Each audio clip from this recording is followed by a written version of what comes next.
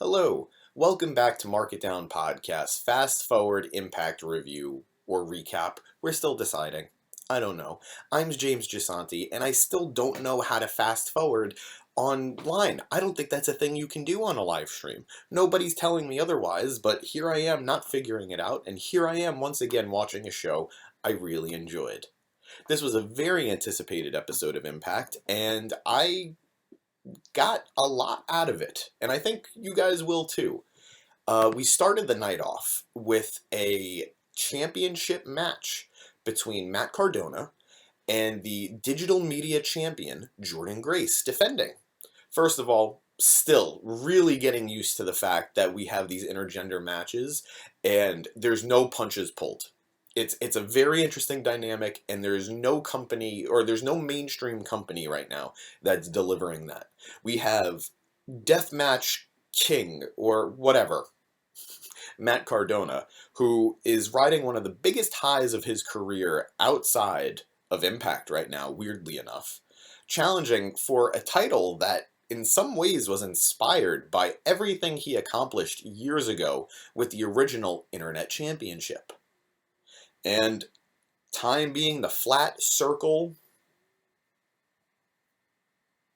that it is, Matt Cardona won the title tonight. But the real story isn't just the championship win, it's the cheating. We're starting to see the Impact Matt Cardona start to blend in a little bit with the GCW Indie Killer King Matt Cardona. This has been a very welcome change. A lot of people have been waiting to see Cardona start to bring in these GCW qualities that have been making him so popular. And for just a taste, seeing him hit Jordan Grace with a chair, weird, but it got the job done. So, new digital media champion, still a terrible name for the title, still a pretty looking title. And now we're going to see that belt probably in a lot of places with Matt Cardona. So good move by Impact.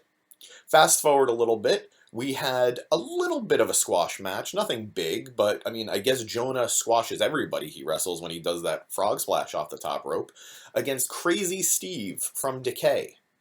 This match went pretty much the way we expected it to. Jonah got the win, but they're clearly building to a match against Black Taurus, who is the new heavy hitter of the group. I think it'll be Jonah's first real test since leaving NXT and joining Impact, and it'll be a fun match moving forward. Fast forward again, because I take it back. I'm not fast forwarding. I'm watching the friggin' show. Please watch the show with me.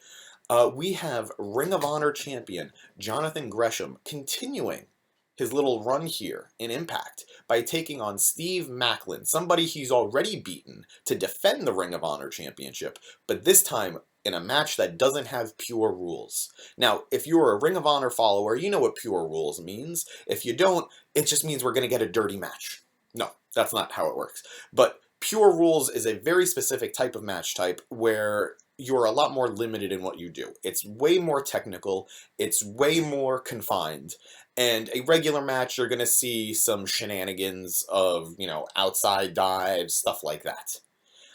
Gresham got the win by DQ, setting up an interesting run-in from Honor No More, who just love sticking their nose wherever they go. And they beat down Maclin, and were signaling wanting Gresham to join them.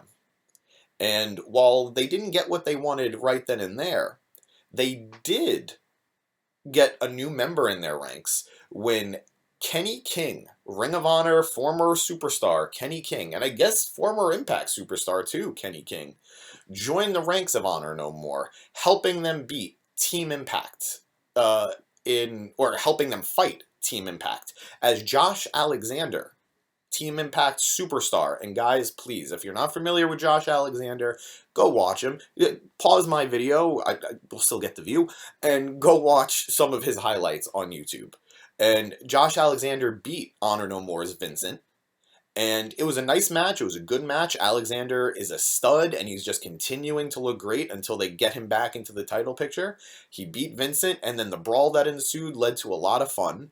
And Kenny King is definitely going to be a shot in the arm to this group. They need somebody who is going to be able to do the single stuff that Vincent is always going to get beat doing, and they don't want PCO doing all of the single stuff. So Kenny King, welcome back to Impact, and good to see you.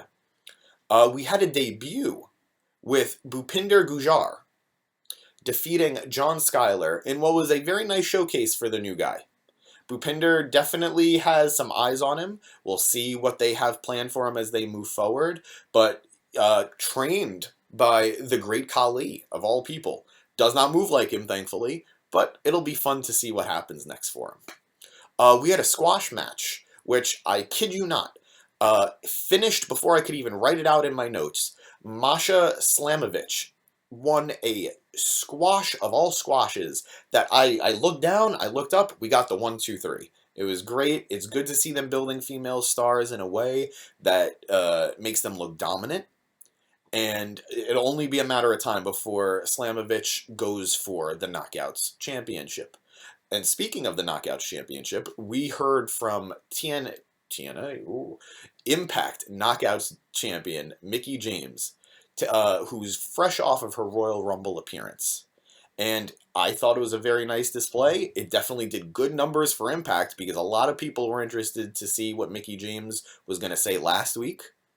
And now as Mickie moves forward and looks towards her title match against Tasha Steele, we have Chelsea Green waiting in the wings.